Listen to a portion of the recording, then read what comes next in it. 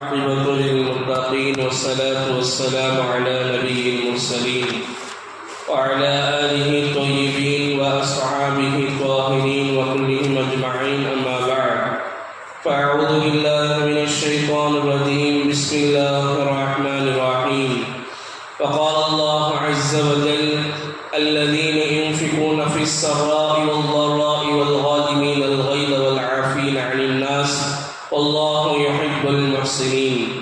عن عائشة رضي الله تعالى عنها قالت قال رسول الله صلى الله عليه وسلم اتقوا النار ولو بشق تمرة ورد السائل ولو بالفشاق. صدق الله مولانا العظيم وصدق رسوله النبي الكريم ونحن على ذلك من الشاهدين والشاكرين والحمد لله رب العالمين. கண்ணியத்திற்கும் மிகுந்த மரியாதைக்கும் உரித்தான் அல்லாஹுவின் நல்லடியார்களே, அல்லாஹுவின் அளப்பெரும் கிருபையினால் இன்றோடு நாம் குர்ஆனில் 4.5 ஜுசுக்கள் ஓதி முடிக்கப்பட்டிருக்கிறது, நாம் கேட்டிருக்கிறோம். மேலும் இன்றோடு 3 தராவி தொழுகை முடிந்திருக்கிறது, 2 நோன்பை வைத்திருக்கிறோம். அல்ஹம்துலில்லாஹ். அல்லாஹ் ஜல்லஷானஹு தஆலா நம்முடைய நோன்பை நம்முடைய வணக்கங்களை அல்லாஹ் கபூல் செய்வானாக. ஆமீன். கண்ணியத்திற்கும் மிகுந்த மரியாதைக்கும் உரித்தான் அல்லாஹுவின் நல்லடியார்களே, இன்றைக்கு ஓதப்பட்ட குர்ஆன் வசனங்களில் ஒரு வசனம் சொர்க்கவாசியினுடைய தன்மைகளை பற்றி சொல்கிறது. அல்லதீன யுன்ஃபிகூன ஃபிஸ் ஸர்ராஇ வல் ضراء والغادمين الغيظ والعافين عن الناس والله يحب المحسنين. இந்த 3 தன்மைகளை பற்றி அல்லாஹ் குர்ஆனிலே சொல்கிறான். அதாவது அவர்கள் நல்ல நிலைமையிலும் அல்லது கஷ்டமான நிலைமையிலும் அவர்கள் அல்லாஹ்வுடைய பாதையில் செலவு செய்வார்கள். அல்லாஹ் ஜல்லஷானஹு தஆலா முதலாவதாக என்ன சொல்கிறான் தெரியுமா? அவர்கள் எல்லா நிலையிலும் சதகா செய்வார்கள், தர்மம் செய்வார்கள். ஒருத்தட்ட 1000 ரூபாய் 10,000 ரூபாய் இருக்குது, அவருடைய தேவையும் இருக்குது, தேவையை பூர்த்தி செய்கிறாரு, மேல்முச்சமாகவும் இருக்குது, அவரும் தர்மம் செய்யணும். அதே மாதிரி அல்லாஹ் ஜல்லஷானஹு தஆலா ஒருவருக்கு ரொம்ப கஷ்டமாக இருக்குது, அவருக்கு மட்டும்தான் இருக்குது, அந்த நிலைமையும் கூட அவர் அல்லாஹ்வுடைய பாதையில் தர்மம் செய்ய வேண்டும் என்பதாக அல்லாஹ் ஜல்லஷானஹு தஆலா குர்ஆனிலே சொல்லி காட்டுவான். இன்னைக்கு நாம் பார்க்கலாம், நாம் அல்லாஹ்வுடைய பாதையில நாங்கள் எவ்வளவு செலவு செய்யணும், எதற்காக வேண்டி செலவு செய்யணும், எதற்காக வேண்டி அல்லாஹ் ரப்பல் இஸ்ஸத் செல்வத்தை கொடுக்கிறான். நாங்கள் நினைச்சு கொண்டிருக்கிறோம் இந்த செல்வங்கள் என்னுடைய குடும்பத்திற்கும் எனக்கும் என்னுடைய ஆசைக்கும் தான் இந்த செல்வம் என்பதாக நினைக்கிறோம். அப்படி அல்ல. காரணம், அல்லாஹ் என்ன சொல்கிறான், நீ சம்பாதிக்கிற அந்த செல்வத்தை கொடுத்ததே நான் தானே. அதனால்தான் அல்லாஹ் சொல்கிறான் அல்லதீன யுன்ஃபிகூன ஃபிஸ் ஸர்ரா வல் ضراء. அதாவது நல்ல நிலைமையில் இருக்கும்போது நீ கொடு, உனக்கு கஷ்டமான நிலைமையா இருக்கா அப்பயும் நீ கொடு. அப்பயும் நீ கொடுத்தன்னு சொன்னா உன்னுடைய பொருட்களை பரக்கத் அடைய வைப்பது என்னுடைய பொறுப்பு என்று சொல்கிறான் அல்லாஹ் ஜல்லஷானஹு தஆலா. தர்மம் செய்வது எவ்வளவு பெரிய விஷயம் தெரியுமா? நபி ஸல்லல்லாஹு அலைஹி வஸல்லம் சொன்னார்கள், ஒரு ஹதீஸ் இருக்கிறது, இத்தகுன் நார வலோ பிஷிக் தம்ரத்தின். அல்லாஹ் நபி ஸல்லல்லாஹு அலைஹி வஸல்லம் சொல்வார்கள், நீங்கள் பேரித்தம்பழத்தினுடைய ஒரு கீற்றை கொடுத்தாவது நரக நெருப்பை விட்டும் பாதுகாத்துக் கொள்ளுங்கள். நீங்கள் வார்த்தையை விளங்கணும். நரக நெருப்பை விட்டும் நம்ம பாதுகாக்கிறதுக்கு எது கேடயம்? நபி ஸல்லல்லாஹு அலைஹி வஸல்லம் வாக்கு என்ன சொல்கிறது தெரியுமா? நீ தர்மம் செய்வதுதான் உன்னை அது நரகத்தை விட்டும் பாதுகாக்கும், உன்னை நரகத்தை விட்டும் அது காப்பாற்றும். உன்னை நரகத்தை விட்டு பாதுகாக்கிற ஒரு வேலை எது செய்யும் என்று சொன்னால் இது தர்மம் தான் செய்யும். நபி ஸல்லல்லாஹு அலைஹி வஸல்லம் அவர்கள் அது எந்த அளவுக்கு சொல்றாங்க சொன்னாங்க, ஹதீஸ்ல பேர்த்த பழச்சியாவது கொடு, அப்படி இல்லையா உன்னிடத்துல யாராவது கேட்டுட்டு வர்றாங்க, உங்ககிட்ட வந்து கேட்டுட்டா உன் வீட்டுல ஆட்டினுடைய கால் மட்டும்தான் இருக்குது, வேற ஒண்ணுமே இல்லை, அதை கொடுத்தாவது நீ நரகத்தை விட்டு பாதுகாப்பு தேடிக்கொள் என்பதாக நபி ஸல்லல்லாஹு அலைஹி வஸல்லம் அவர்கள் சொல்லி காட்டுவார்கள். மேலும் நபி ஸல்லல்லாஹு அலைஹி வஸல்லம் அவர்கள் ஈத் பெருநாளுடைய நேரத்திலே பெண்களுடைய சபையை கடக்கிற நாயகம் ஸல்லல்லாஹு அலைஹி வஸல்லம் சொல்வார்கள், பெண்களே பெண்களே அதிகமாக நான் உங்களை நரகத்தில் பார்த்தேன், எனவே நீங்கள் அதிகமாக தர்மம் செய்யுங்கள். என்ன சொன்னாங்க ஸல்லல்லாஹு அலைஹி வஸல்லம்? பெண்களே உங்களை நான் நரகத்திலே அதிகமானவர்களாக பார்த்தேன். நரகத்தை நான் எட்டி பார்த்த பொழுது அதிகமாக பெண்கள் தான் வேதனை செய்யப்பட்டுக் கொண்டிருந்தார்கள். எனவே நீங்கள் அதிகமாக தான தர்மங்கள் செய்யுங்கள். அந்த தான தர்மம் இருக்கிறதே உங்களை நரகத்தை விட்டும் அது பாதுகாக்கும் என்பதாக நபி ஸல்லல்லாஹு அலைஹி வஸல்லம் அவர்கள் சொல்லி காட்டினார்கள். இரண்டாவதாக அல்லாஹ் ஜல்ல ஷானஹு தஆலா சொல்லுவான், வல் காலிமீனல் கைத, அதாவது கோபத்தை அவர்கள் மென்று விழுங்குவார்கள், அவர்கள் முழுங்கி விடுவார்கள் கோபத்தை. இது சொர்க்கவாசியினுடைய அடையாளம். இன்றைக்கு நமக்கு எவ்வளவு கோபம் வருகிறது. சில பேர்லாம் சொல்றாங்களா இல்லையா, என்னால கோபத்தை அடக்க முடியல. ஆனா அல்லாஹ் என்ன சொல்றான் தெரியுமா? அல்லாஹ் என்ன சொல்கிறான் தெரியுமா? அல்லாஹ் சொல்கிறான், அடியானே நீ எப்பயாவது கோபப்படும் பொழுது என்ன நீ நினைச்சு பாரு, நான் உன் மேல கோபப்படும் பொழுது உன்னை நினைச்சு பார்ப்பேன். அல்லாஹ் என்ன சொல்கிறான்? ஹதீஸ்ல சொன்னாங்க, அடியானே நீ ஒரு மனிதனின் மீது கோபப்படுகிற பொழுது என்னை நீ நினைத்து பார், நான் கோபப்படும் பொழுது உன்னை நினைத்து பார்ப்பேன். நான் யார் யாரெல்லாம் அழிப்பேனோ அந்த கூட்டத்திலிருந்து உன்னை நான் பாதுகாப்பேன்.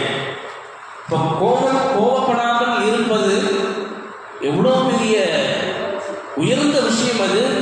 அது எவ்வளோ பெரிய அல்லாஹ்வுடைய அழிவை விட்டு பாதுகாக்கக்கூடிய விஷயம். அது ஒரு தடவை அலி இப்னு ஹுசைன் ரலியல்லாஹு தஆலா அவங்க தன்னுடைய பணிப்பெண்ணிடத்துல ஒழு செய்வதற்காக வேண்டி பாத்திரத்தில் தண்ணி கேட்கிறார். ஒழு செய்வதற்காக வேண்டி பாத்திரத்தில் அந்த அடிமை பெண் தண்ணியை கொண்டு வருகிற பொழுது அதை தவறி அந்த சஹாபியின் மீது விழுந்துருது.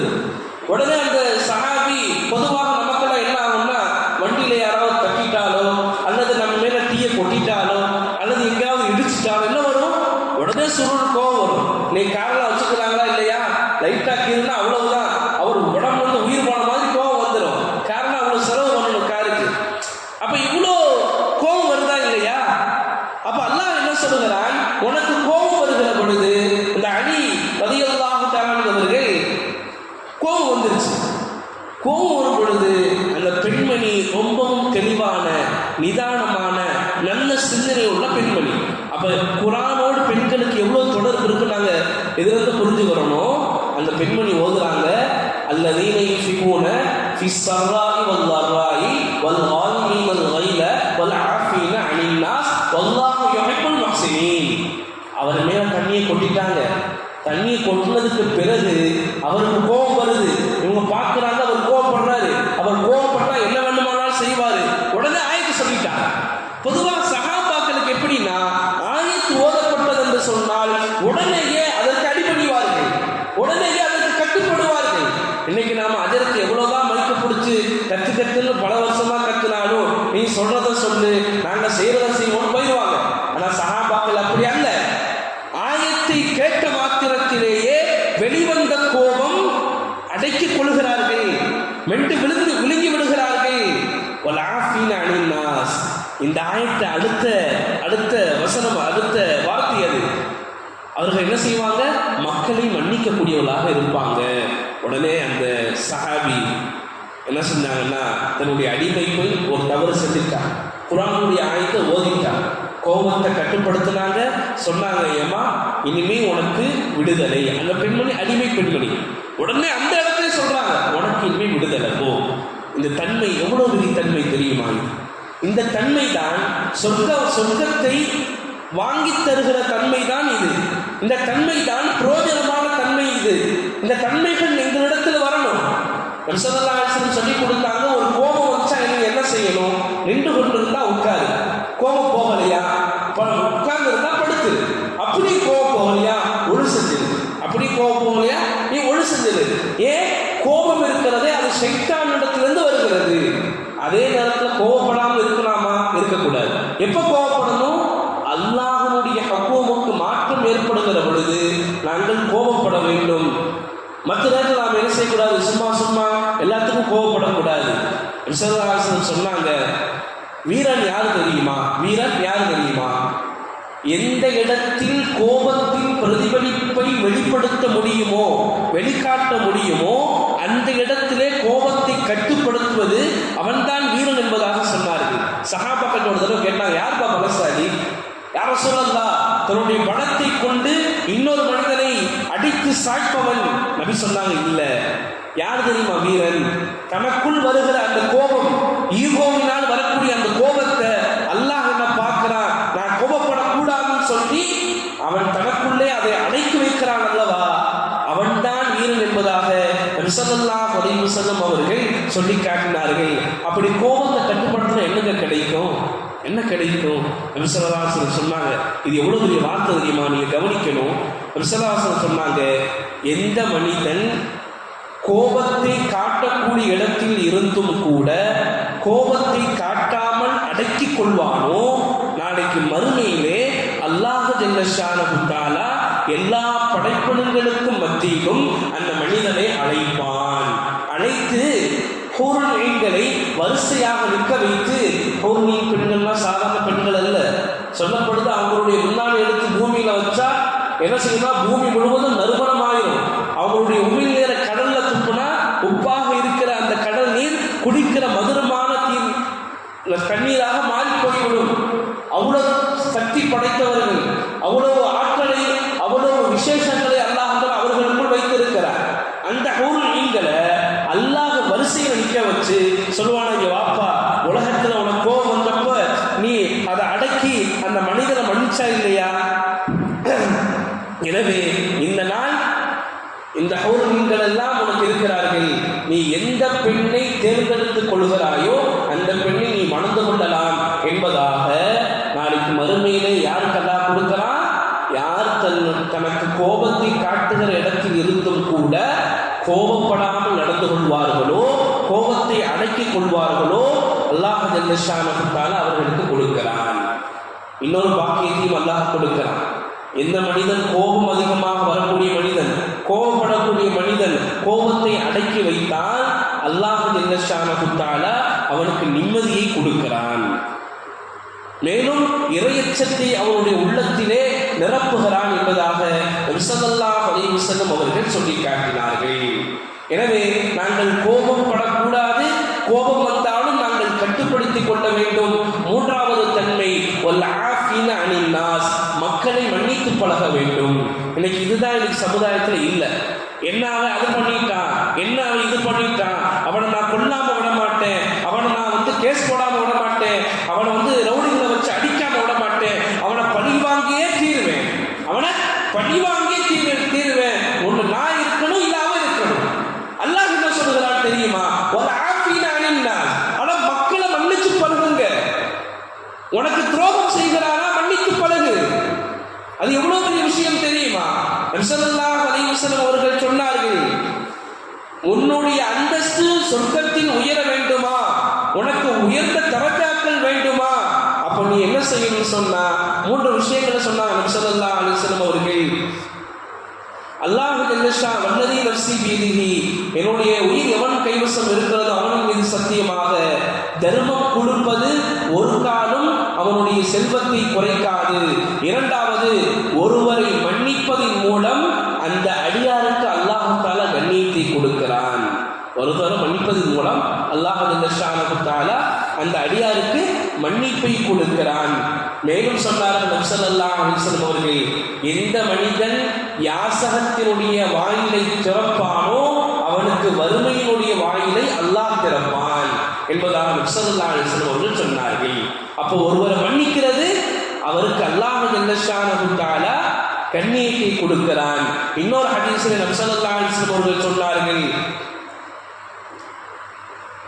எல்லா மக்களும் மறுமையில் இருக்கிற பொழுது அல்லாஹ் கூப்பிடுவான், மலக்குமார்கள் கூப்பிடுவார்கள், உலகத்திலே மன்னித்து பழகியவர்கள் எங்கே வாருங்கள், உலகத்திலே மன்னித்து பழகியவர்கள் எங்கே வாருங்கள், இன்றைய நாள் அதற்குண்டான பலாபலனை நீங்கள் அடைந்து கொள்வீர்கள் என்பதாக அல்லாஹ் ஜல்ல ஷானஹு தஆலா சொல்லிவிட்டு அவர்களுக்கு சொர்க்கத்தை கொடுப்பான், அவர்களுக்கு சொர்க்கம் உறுதியாகிறது என்பதாக அதற்கு இப்னு அப்பாஸ் ரலியல்லாஹு தஆலா அவர்கள் அறிவிப்பு செய்வார்கள். எனவே நபி ஸல்லல்லாஹு அலைஹி வஸல்லம் இன்னும் நிறைய ஹதீஸ்களில் சொல்லி காட்டினார்கள், நீங்கள் உங்களுக்கு யாரு துல்ம் செய்கிறாங்களோ, அநியாயம் செய்கிறாங்களோ